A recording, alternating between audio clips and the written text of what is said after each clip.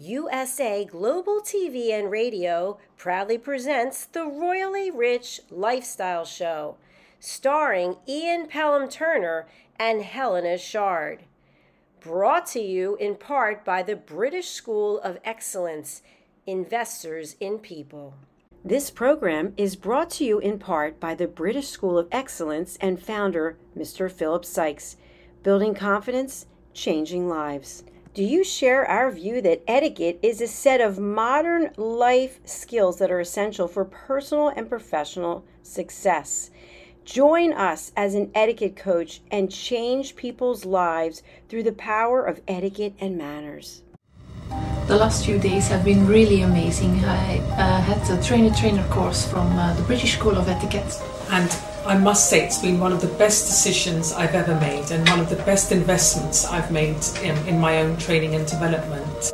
Now, words alone will not describe the transformation and the positive path that I have traveled with the British School of Etiquette. I found I learned a lot from the lessons this time I came. The last few days with the British School of Etiquette have been fantastic. And what I've learned now is really beyond my expectations. This is the most rewarding experience and the best investment I have made this year. It was just great. I learned so much, and when I go back to Belgium I will incorporate a lot of it into my day-to-day life and business. It's been absolutely wonderful for the whole week that we were here. I feel transformed, and I feel like blowing a trumpet and tell people, come and do this school, this class is the best, this is the best school ever. You should take it. It will change your life immediately. I am now able to teach other people how to bring the best of them. Thank you. Thank you, BSc. Thank you. Thank you so much. Thank you. Thank you to our clients for their testimonials on the Train the Trainer program. Our exponential and global growth is so significant that we've evolved from the British School of Etiquette to the British School of Excellence, where we're investors in people. Let us invest in you and your career. Contact us to become an etiquette coach. Go to thebritishschoolofexcellence.com. Start your career and elevate your success today.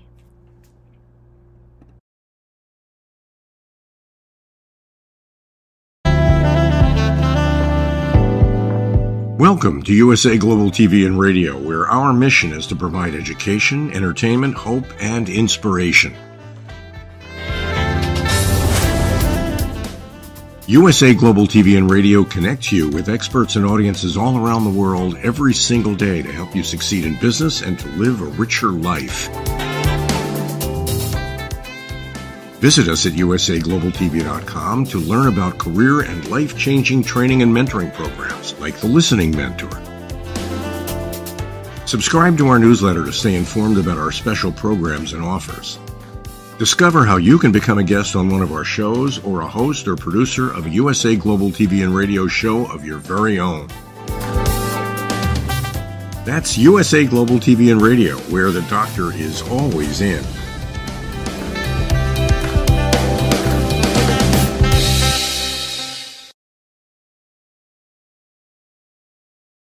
Hello and welcome to another Royally Rich Lifestyle Show with me, Ian Pelham Turner. And me, Helena CHARD. Well, it's another great day on ALB UK television. Let's roll the titles and let's get on with the show.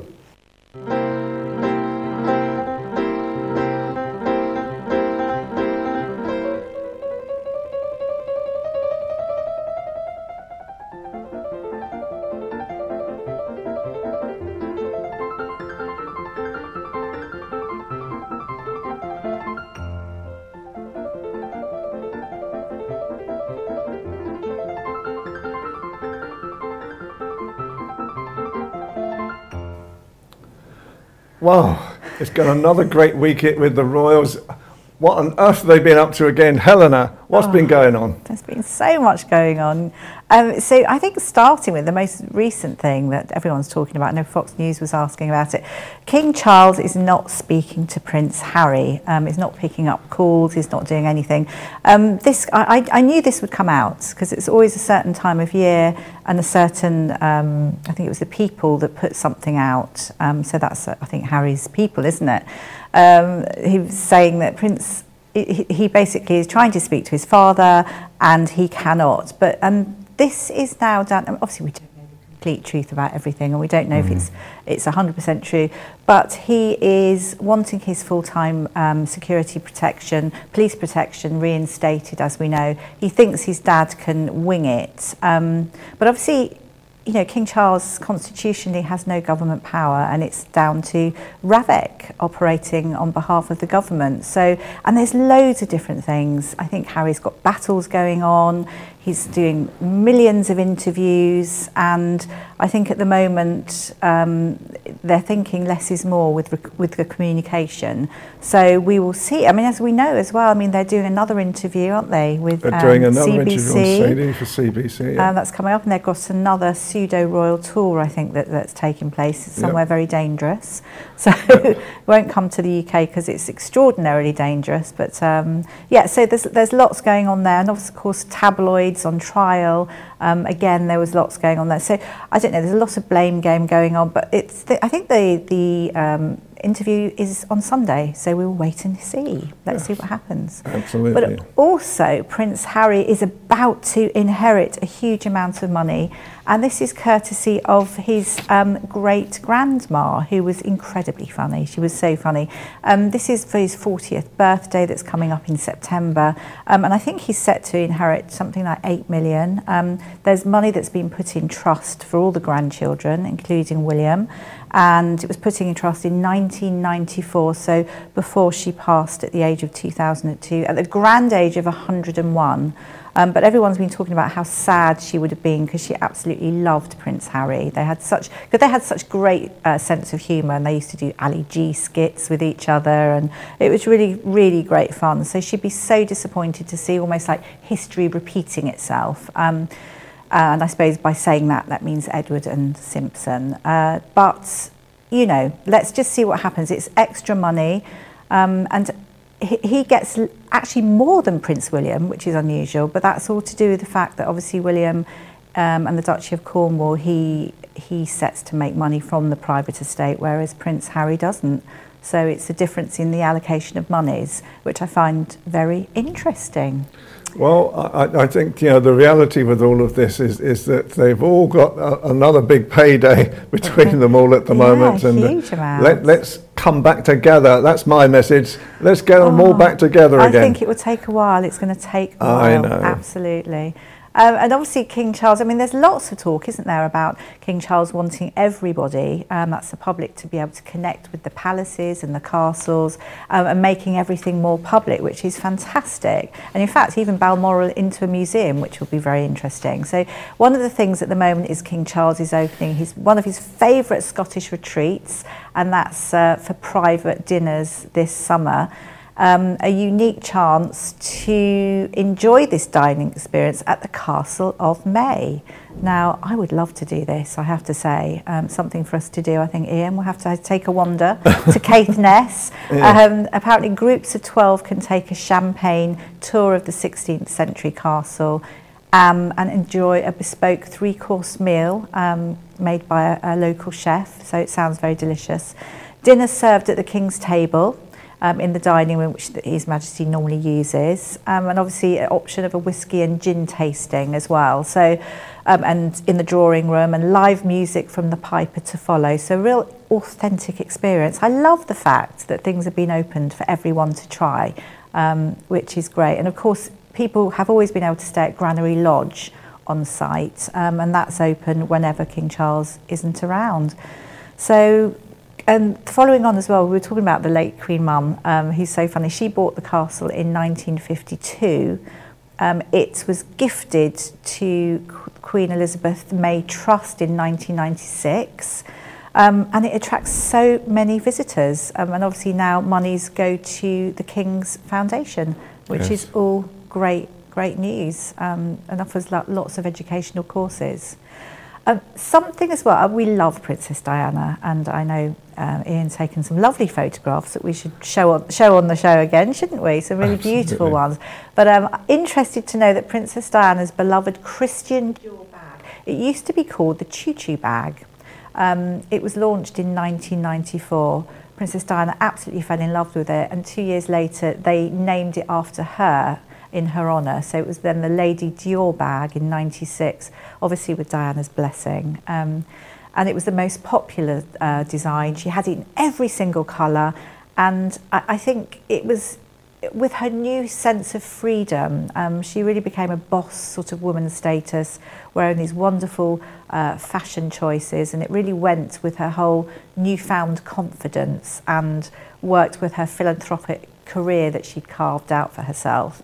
And leading into that, which is quite interesting, is that Meghan now, when she's out and about with her girlfriends, is seen carrying a Lady Dior bag as well, but she has a slight difference in that she's got an embroidered little... she's got her name on it. She's got her name on it. Now, isn't that typical? She's not a working royal, but she's hanging on to that royal title for dear life, despite not being a working royal, and so she has the Duchess of Sussex on it, which is DSSOS, which is slightly strange, but I think Duchess must be the DSS bit, and then OS is Sussex.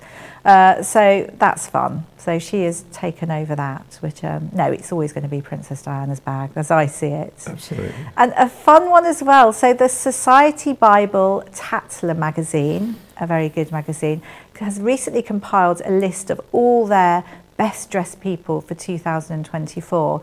And I think the irony is that there's the most unlikely person royal that's been chosen as being the best dressed person that scooped the crown, and it is Princess Beatrice. Now, I'm thrilled that she's been given this award, but obviously she's gone from one extreme to the other, where she was so mocked with her fashion, as we can see the hat that she wore to the Prince and Princess of Wales wedding, which she did sell off for charity, so it did make a lot of money, but always has had a dig. But she's looking very sophisticated now and beautiful, and this is down to her new stylist, and she's actually been called the Princess of Perfection, which I think is probably going a little bit too far, but good for her. I'm trying to think of who her new stylist is, but it's Olivia Buckingham. I knew there was a royal twang there.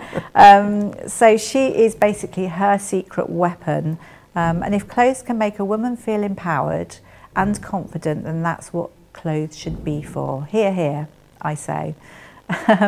So good for her. I feel sorry for her sister though, but I guess she's looking stylish, isn't she? I think really stylish at the minute.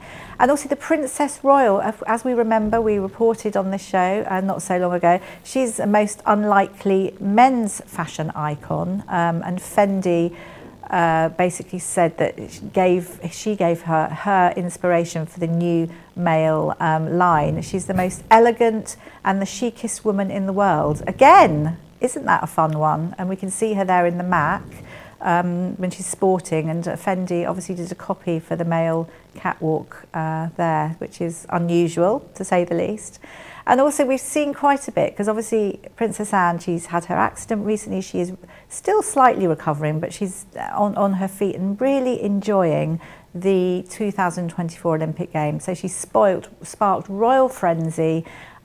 She was giving Adam Peaty his award, his silver for 100-metre breaststroke, and really enjoying all the games. In fact, I think she's there for the whole time. Absolutely, and I think we've got a picture of her with her husband as well at the Olympics, with a pie hat on. Do you know, I love that hat. Isn't that great? I think she sort of looks very with it there. It's a bucket hat, isn't it? Is that what it is? I think it's got a bucket hat. I would call it a pork pie hat, but there you go. I think I love that. But, so she's enjoying everything and giving out all the medals, and people are really enjoying seeing her there. Of course, we remember she was in the 1976 Olympics herself, and also her daughter Zara won silver at the 2012 team eventing. And yes, just to say that she does the 3-day event, not horse racing, as I mentioned the other week. Yes. Which was completely wrong. I realise I made the mistake, but there you go. It had all sorts of aspirations, I just think, of going over the jumps at Ascot. All to do with horses, and she's really enjoyed the 2024. Although I got a feeling, didn't Anne once actually do horse riding? I think she raced at Ascot one time, if I remember rightly, years ago. Maybe she has, but it wasn't her main. She was always a 3-day sport, wasn't she? I think she actually so I wasn't so wrong then. So that wasn't too bad. No, it wasn't too bad.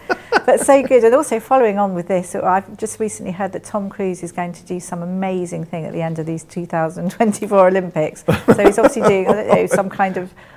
He's not going to jump out of a sky, is he? Well, nothing could beat our Queenie, late Queen Elizabeth, jumping out of the plane. Anyway. I know, so lovely.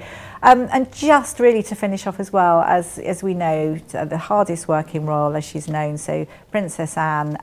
She now, the Princess Royal, she has taken Princess Charlotte under her wing, which I think is beautiful and actually a really good match.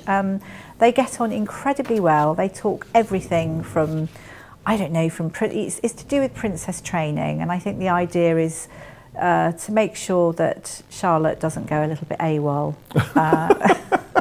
like father and uncle, William and Harry, and to put in the hard work so she understands. But I think so that Charlotte and Brave, they can really, it's a mutual respect, and I think no one could do it better than Princess Anne, and obviously Prince and Princess of Wales are absolutely thrilled. Fabulous. So there we go, Royal Roundup. Right, well, we're now just going to take a short break, and then we're going to see 2 videos today from the Royal Family channel. One is to do with King Charles, and he's in Scotland looking at some of the latest properties that he's been asked to view.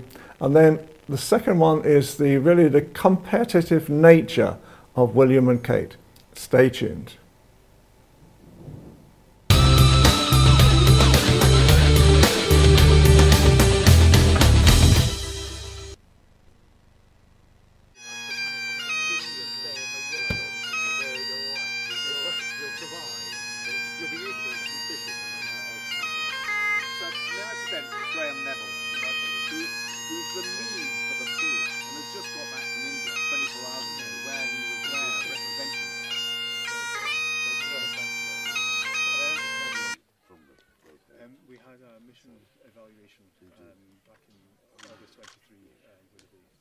Who worked on the bid in the run-up to it and is now joining the team. I think many of us say too long, but there we are still here. Well, he covers such a huge area. Biggest in the UK now, sir. He hasn't worn you out yet. Not yet. It's right the size of Northern Ireland. There's not very many people. Well, Thank you very much. It's a product of many, many years' work from people like Andrew Bridget and many others. How good is it? Imagine that. It's got everything. It's a lot in there, yes. We can give you more if you want. And it has all the details. You're all from Wallace? no, I'm with Ham Council. And Rebecca Tanner, who's also with Ham Council. We're all wearing our team colours today. Rebecca's the coordinator. Not every. But it was recognised for the recovery as well. Yeah, as well as there's a significant amount. Some people are here, some people aren't. In each project, it's almost like we keep the projects built layer upon layer until we're here with this. It's fantastic. It's fantastic for the whole country. I got this a date. Yes. Thank you so much. Good work.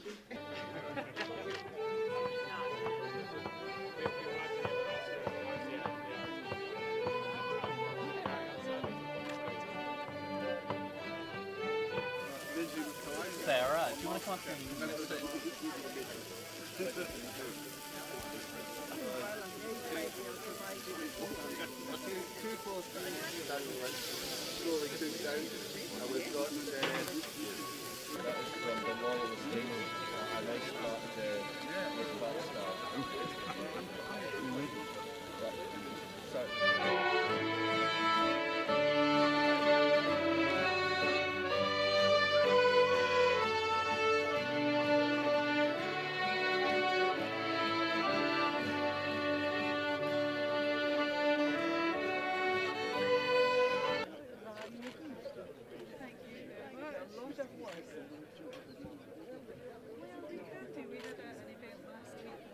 fun of the midget. A challenge. But you might get somebody on a barbecue at the end of it. So where are you in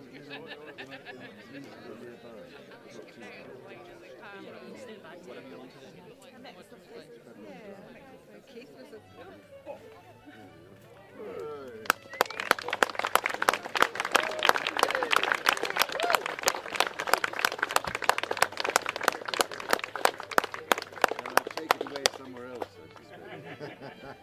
I do hope the venison burgers are up to standard. Covered in midges.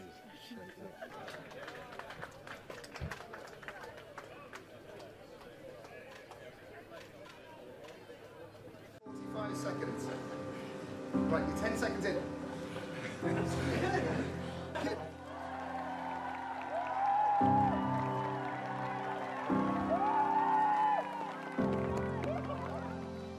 Set. Go.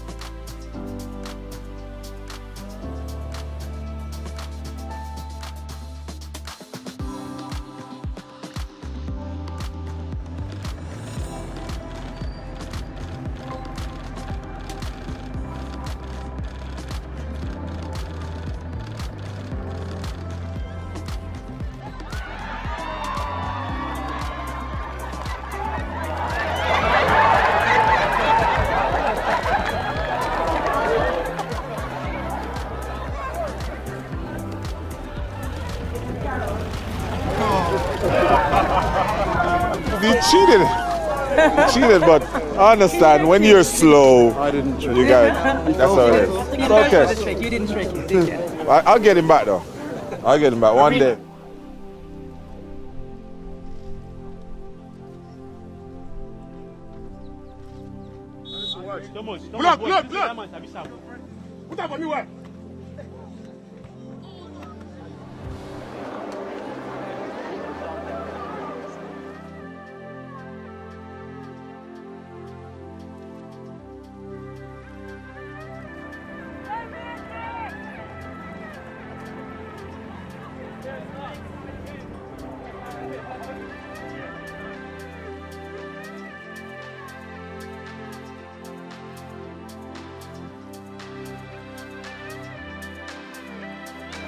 I'm shooting what's tall.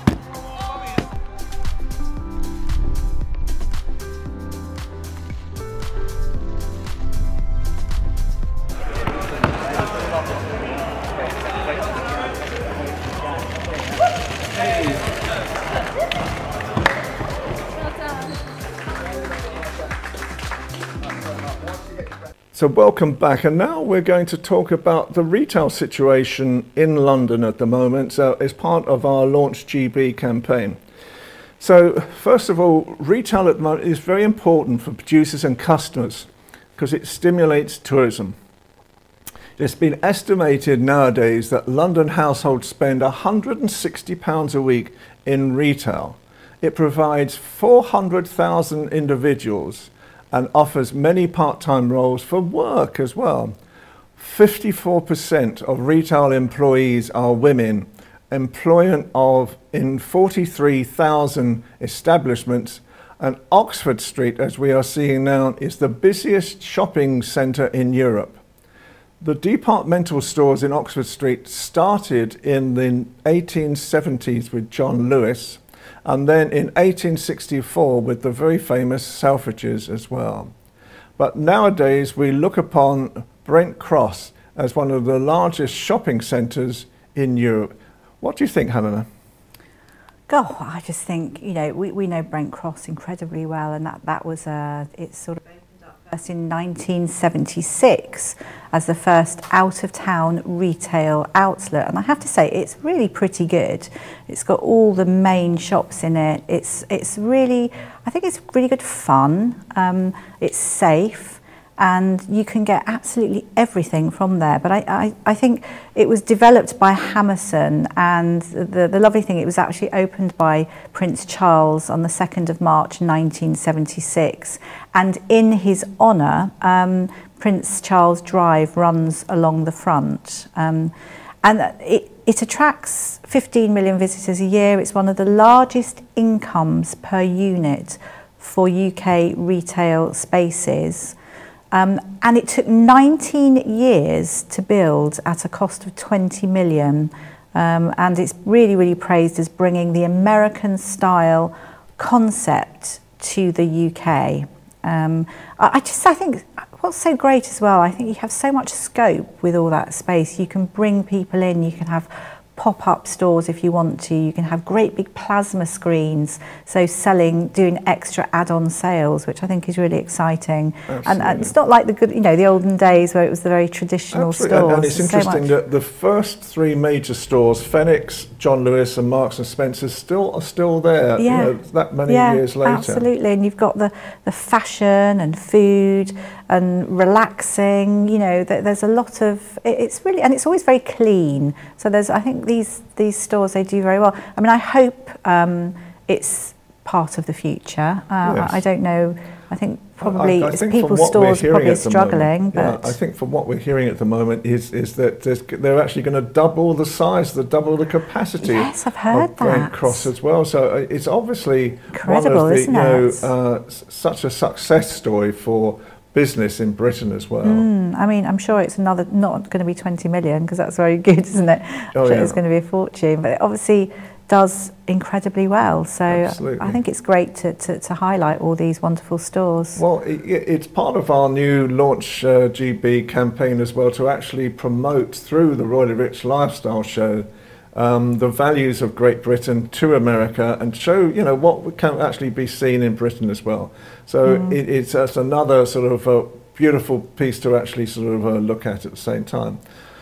However, the show has come to an end again. It is a massive show today of the Royals, isn't it? We can't have come to the end, surely. We have come to the end of the show already. Oh. So it is one of those shows that I hope people will enjoy. So again, from me, Ian Pelham-Turner, I would like to thank, first of all, Helena Castrati and ALB UK Television, and also Dr. Jacqueline Kerback and USA Global TV and Radio as well, for all the support that they have given us to actually create such a great show as well. Helena, how do you feel today? Oh, I think, yeah, another great show. Lots and lots of royal. I think really great fun, isn't it, seeing the Prince and Princess of Wales competing against each other. It's like, you know, who would you choose for the Olympics out of those two? So, and really great to be able to work with all these wonderful people as well. So we look forward to seeing everyone next week. Absolutely. So for me, Ian Pelham-Turner. And from me, Helena CHARD. Have a great week, and we will see you again next week. Stay tuned.